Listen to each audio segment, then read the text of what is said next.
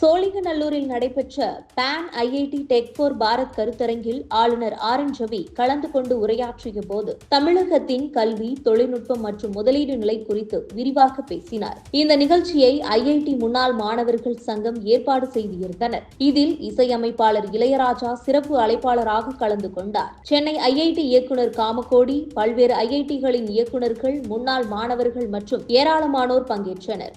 ஆளுநர் தனது உரையை துவங்கிய போது இந்தியாவில் ஐஐடிகள் 75 ஆண்டுகளாக செயல்பட்டு வருவதை நினைவுபடுத்தினார். இதுவரை கல்வி மூலம் வெளிநாடுகளுக்கு வேலை செல்லும் ஆட்களை உருவாக்குவதிலேயே கவனம் செலுத்தப்பட்டதாக அவர் குறிப்பிட்டார். அந்த நிலையை மாற்றி தன்னம்பிக்கையுடன் இலக்குகளை நிர்ணயித்து தெளிவான நோக்கத்துடனும் செயல்பட வேண்டும் என்றும், அடுத்த 20 ஆண்டுகளில் இந்தியா முழுமையான வளர்ச்சியடைந்த நாடாக மாற வேண்டும் என்ற இலக்கை முன்வைத்தார். அதற்காக சுதேசி கொள்கையை பின்பற்றுவது அவசியம் எனவும் வலியுறுத்தினார். தமிழகம் உயர்கல்வியில் முன்னேற்றம் கண்ட மாநிலமாக இருப்பதை அவர் பாராட்டியுள்ளார். உயர்கல்வியில் சேர்வோர் எண்ணிக்கை 50% அளவுக்கு இருப்பது இந்திய சராசரியை விட மிக அதிகம் என்பதையும் குறிப்பிட்டார். ஆண்டுதோறும் சுமார் 2 லட்சம் பொறியாளர்கள் தமிழகத்தில் இருந்து பட்டம் பெற்று வெளியே வந்தவர்கள். மேலும் நாட்டிலேயே அதிகமானோர் PhD முடிப்பது தமிழகத்தில்தான் எனவும் அவர் தெரிவித்தார்.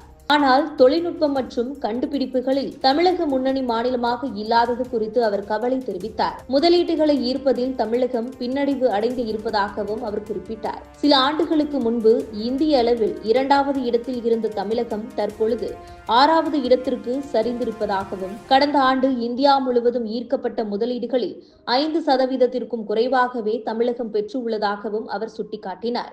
முதலீடுகள் தான் நம்மை தேடி வர வேண்டும், நாமே அவர்களை தேடி செல்லக்கூடாது எனவும் குறிப்பிட்டார். இதற்கு காரணம் கல்வி தரம் போதுமான அளவில் இல்லாததே என அவர் வலியுறுத்தினார். உயர்நிலை பள்ளி மாணவர்களால் +2 படிப்புகளை சரியாக படிக்க முடியாத நிலை, பொருளியல் கல்வி முடித்த மாணவர்கள் தொழில்நுட்ப துறையில் தகுதி வாய்ந்த பொறியாளர்களாக உருவாகாத நிலை ஆகியவை மாநிலத்தின் முன்னேற்றத்திற்கு தடையாக உள்ளன என்றும் அவர் குறிப்பிட்டார். தமிழகத்தில் உள்ள பொருளியல் கல்லூரிகளில் 45% ஆசிரியர்கள் பணியிடங்கள் காலியாக உள்ளன. பணியாற்றும் ஆசிரியர்களில் பலருக்கும் போதிய தகுதி இல்லை என்பதையும் அவர் சுட்டிக்காட்டினார். தேசிய அளவிலான தரவரிசை பட்டியலில் தமிழக கல்வி நிறுவனங்கள் அதிக இடங்களை பிடிப்பது உண்மைதான். ஆனால் அதில் மத்திய கல்வி நிறுவனங்கள் மற்றும் தனியார் பல்கலைக்கழகங்கள் தான் அதிகம் இடம்பெறுகின்றன. மாநில பல்கலைக்கழகங்கள் குறைவாகவே உள்ளன என்றும் கூறினார். முடிவில் தமிழகத்தின் கல்வி தரமானதாக மாறினால்தான் சிறந்த மாணவர்கள், திறமையான பொறியாளர்கள் உருவாக்க முடியும் என்றும், கல்வி தரத்தை உயர்த்துவது மாநிலத்தின் முன்னேற்றத்திற்கும் தொழில்நுட்ப வளர்ச்சிக்கும்